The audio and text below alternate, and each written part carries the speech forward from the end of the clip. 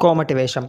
ఈ వేషం జాతరలో మూడో రోజు అంటే శుక్రవారం ఉదయం నాడు వేస్తారు. ఈ వేషంలో ఒక వ్యాపారి దంపతుల రూపంలాగా ధరించుతారు. పూర్వం అమ్మవారు ఈ కోమటి వేషంలో రాజు ఎక్కడ దాక్కుని ఉన్నాడో తెలుసుకోవడానికి వీధి వీధి తిరిగి కూరగాయలు అమ్మింది. అప్పుడు ఎవరైనా అవసరం కన్నా ఎక్కువగా కొన్నారంటే ఆ ఇంట్లో ఎవరో కొత్త వ్యక్తి ఉన్నాడు అని అర్థం చేసుకుంటుంది. అలాగే పురుష వేషంలో ఉన్న చాకలి కులస్తుడు వ్యాపారిలాగా అందరితో మాట్లాడుతూ డబ్బులేమైనా కావాలా? మీ బంధువులు ఎవరైనా ఊరు నుంచి వచ్చారా? అని అడుగుతూ ఉంటాడు. ఎందుకంటే రాజు ఎవరో ఒక ఇంట్లో దాక్కొని ఉంటాడేమో అని అమ్మవారు ఇలా మాటలతో ప్రజల మధ్యలో వెతుకుతూ తిరిగిందని నమ్మకం. ఆచారం ప్రకారం ఈ వేషం కైకాలరెడ్డి వారి ఇంట్లో వేస్తారు.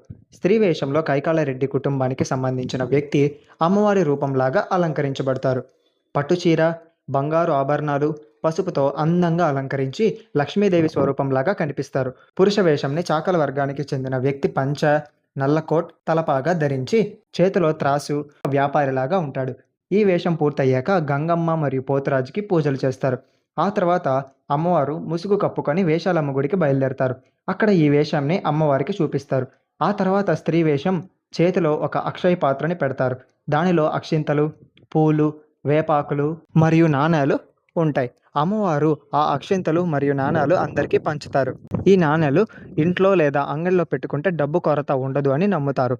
తర్వాత చాటు మండపం దగ్గర పోతరాజు విగ్రహం చుట్టూ ప్రదక్షిణలు చేస్తారు. ఆ తర్వాత మొదటి పూజ బేరిశెట్టి కుటుంబం చేస్తుంది. అలా ఎందుకంటే పూర్వం తిరుపతి ప్రాంతంలో కరువు వల్ల ప్రజలు చాలా ఇబ్బందులు పడ్డారంట. అప్పుడు బేరిశెట్టి కుటుంబం పూర్వీకులు చేసిన త్యాగం వల్లనే వర్షాలు పడ్డాయని నమ్మకం. అందుకే ఇప్పటికీ వాళ్ళ త్యాగంకి గుర్తుగా మొదటి పూజ హక్కు బేరిశెట్టి కుటుంబానికే ఉంటుంది. అంతేకాకుండా ఈ వేషాలన్నీ బేరిశెట్టి అవ్వాతాతలు అని కూడా అంటారు.